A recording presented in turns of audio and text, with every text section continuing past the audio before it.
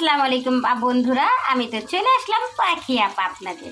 তো আজকে পাখি আপা রান্না করবে হচ্ছে গিয়ে ভুনা খিচুড়ি। তো ভুনা খিচুড়ি রান্না করার জন্য প্রথমে পেঁয়াজ কুচি আর আস্ত গরম মশলা দিয়ে পেঁয়াজটাকে ভাজা হতে দিয়ে দিয়েছি। আর এখানে আমি পোলার চালটা ধুয়ে নিয়েছি। আর এখন দিয়ে দিচ্ছি কাঁচামরিচ। আর এখানে হচ্ছে গিয়ে মুসুরির ডাল আর মুগ ডালটা আমি একটু ভাপ দিয়ে নিয়েছি।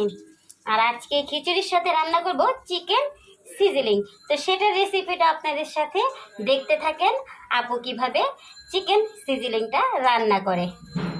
তো প্রথমে আমি খিচুড়িটা রান্না করে নিব, যেহেতু আমার গ্যাস একেবারেই কম। আর যারা আপুর ব্লগ দেখেন, মানে আমার ব্লগটা যারা দেখেন তারা জানেন যে আমার বাসায় গ্যাসের সমস্যা।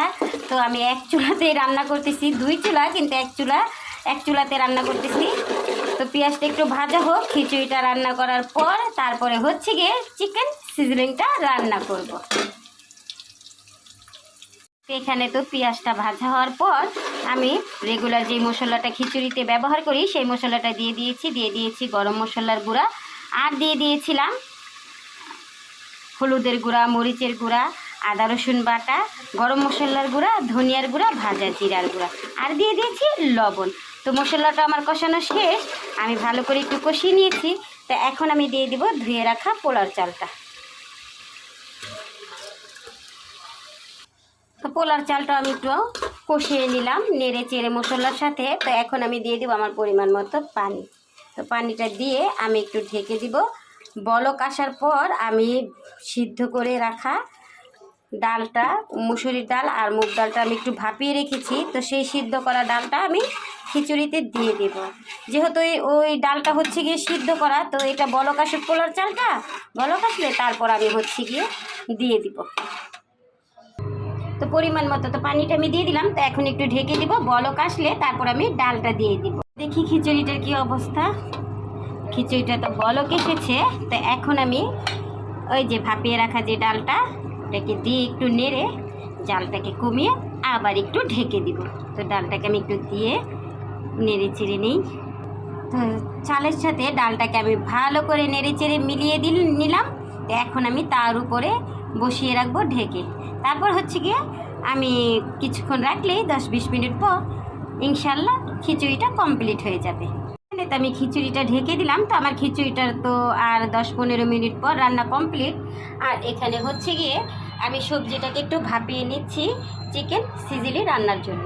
তো এখানে আমি নিয়ে নিয়েছি হচ্ছে গিয়ে সাদা ফুলকপি, বগুলি, আর হচ্ছে গিয়ে একটা আলু, আর হচ্ছে গিয়ে গাজর, আর আমি নিয়ে নিয়েছি ক্যাপসিকাম। তো ওইটাকে আমি একটু ওইটাকে ভাপ দিব না, শুধু এই সবজিটাকে একটু ভাপিয়ে নিব। তো সবজিটা ভাপানো হোক। খিচুড়িটা আমার কমপ্লিট। তো বলেছিলাম না 10 মিনিটের মতো দমে রাখলে খিচুড়িটা কমপ্লিট হয়ে যাবে রান্না। তো খিচুড়িটা তো হয়ে গেল। তো খিচুড়িটাকে এখন আমি নামিয়ে নিব। আর এখানে হচ্ছে গিয়ে সবজিটাও সিদ্ধ হয়ে এসেছে। তো সবজিটাকে তো আমি অত সিদ্ধ করব না, হাফ সিদ্ধ করব। তো এখন আমি সবজিটাকে ঝরিয়ে নিব। আর এখানে আমি চিকেনটাকে ভেজে নিব। তো সবজিটা তো আমি ঝরতে দিয়ে দিলাম। আর হচ্ছে গিয়ে খিচুড়িটা রান্না শেষ। আর এখান দিয়ে আমি মাংসটাকে একটু মেখে নিলাম। তো মাংসটাতে দিয়ে দিয়েছি অল্প একটু আদা রসুন আর লবণ, আর হচ্ছে গিয়ে হালকা একটু মরিচের গুঁড়া। তো মাংসটাকে আমি বেশি ভাজবো না, হালকা একটু ভাজা দিয়ে নিব আর কি। তো আমি মাংসটাকে একটু ভেজে নিই। মাংসটা একটু ভাজা হোক। আর এখানে আমি একটা সস বানিয়ে নিব মাংসটা ভাজা হতে হতে। তো মাংসটা তো আমার ভাজা শেষ। তো মাংস ভাজার তেলটা আমি এই কড়াইতে দিয়ে দিলাম। আর হচ্ছে গিয়ে দিয়ে দিয়েছি রসুন কুচি।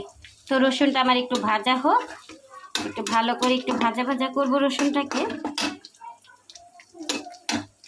তো রসুনটা তো আমার ভাজা শেষ। এখন আমি সিদ্ধ করা সবজিটা দিয়ে দিলাম।